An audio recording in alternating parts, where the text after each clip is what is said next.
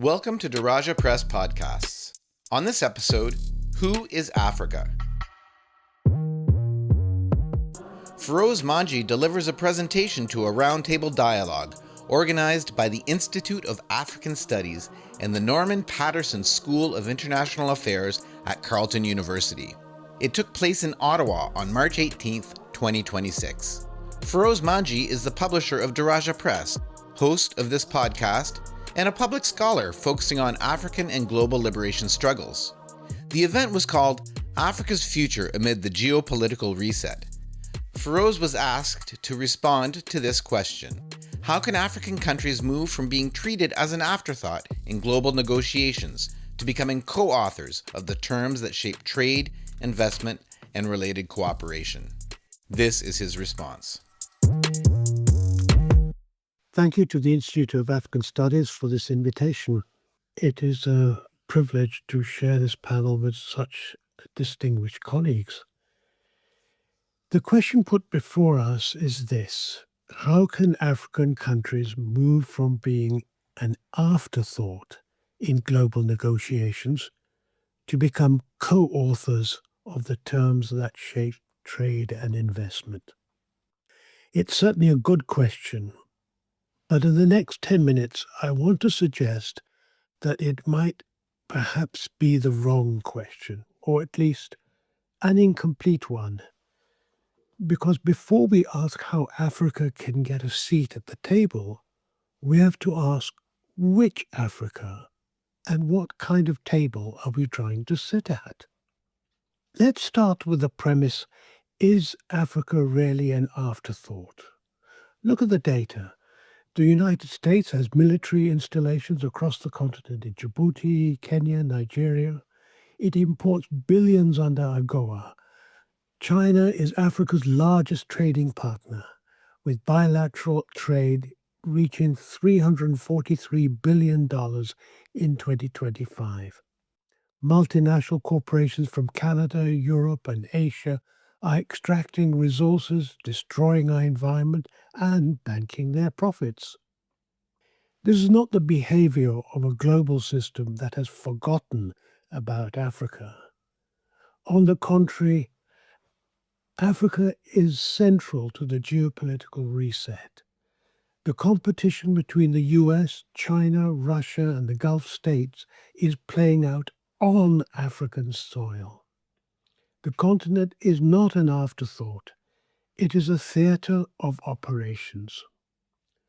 So, if we are so central, why does it feel like we are being treated as an object rather than subject? Why does the language of co-authorship feel aspirational rather than descriptive? Who is Africa? This brings me to my second point.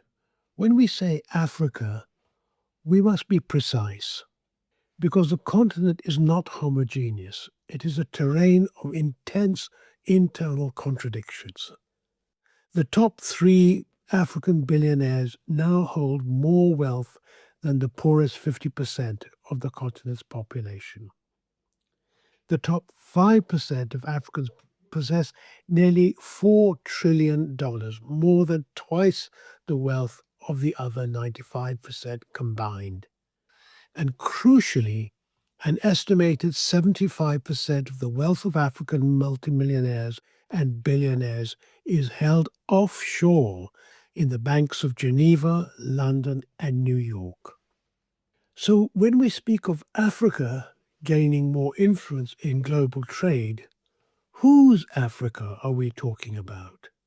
Is it the Africa of the elite, who have parking lots in Monaco and children in Ivy League schools?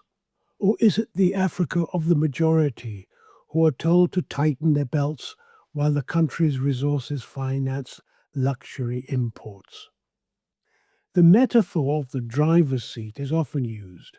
We say Africa must be in the driver's seat of its own destiny. But let's be honest, Africans have always been in the driver's seat. Since colonial times, it has been African hands on the steering wheel, African sweat on the lever, African hands shining the wheels, African hands driving the elite. First the colonial administrator, now the domestic billionaire, through the pothole streets of their cities. Being in the driver's seat means nothing if you're not the one who decides the destination. This brings me to Frantz Fanon. In The Wretched of the Earth, Fanon described colonial society as Manichean. He meant that it was a world split into two, the settler's town, clean and orderly, and the native's town, crowded and chaotic. It was a physical manifestation of a moral division, the colonizer as absolute good, as epitome of human, the colonized as absolute evil, the less than human. No middle ground, no coexistence. Now, I want to ask you, when you walk through the capital cities of Africa today, through Nairobi, Lagos, Johannesburg, Dakar, and so on, do you not see the same Manichean division? You have the gated communities with 24-hour electricity and private water. And a few kilometers away, you have the sprawling informal settlements where people live without security, without services, without dignity. The faces may have changed, the flag may have changed, but has the structure changed? This is the uncomfortable question. Have our post-colonial elites simply replaced the colonial settler?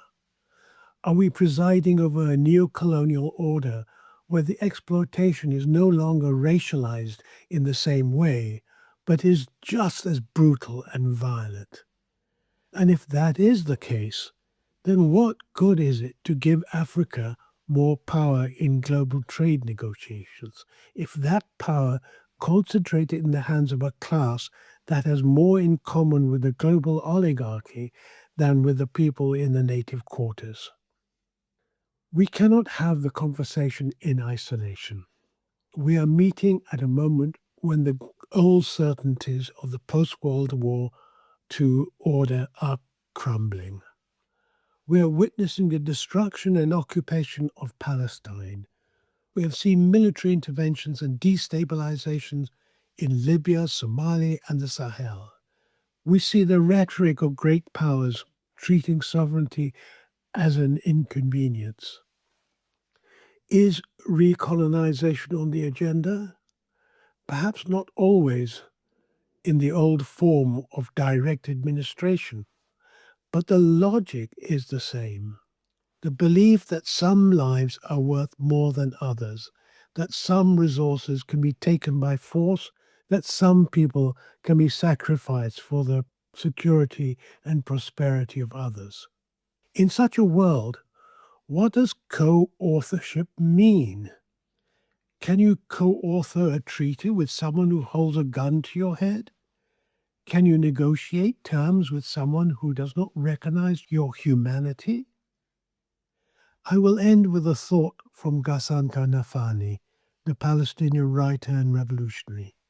He said, "Everything in this world can be stolen except one thing: the love that emanates from a human being committed to a conviction or cause. They can steal our resources. They can rig the terms of trade. They can co-opt our elites. They can bomb our cities. But they cannot steal the conviction of a people who know their cause is just." So, as we discuss Africa's future amid the geopolitical reset, let us not just ask how we can get a better deal at the negotiating table. Let's ask a deeper question. What is our conviction? What is our cause? Is it to integrate more smoothly into the global order that is fundamentally unequal? Or is it to build something new, something that finally breaks the Manichean structure, that reunites the divided city, that ensures the wealth of the top 5% serves the need of the 100%? Until we answer that question, we will remain, I would suggest, what we have always been, drivers who do not choose the destination and negotiators who do not set the terms. Thank you. You were listening to Who is Africa? A speech by Firoze Manji, made at a roundtable discussion for the Institute of African Studies and the Norman Paterson School of International Affairs at Carleton University in Ottawa on March 18, 2026. Produced by me, Pierre Loisel, music by Arlo Maverick. Thanks for listening to Daraja Press Podcasts. You can support us by hitting that subscribe button.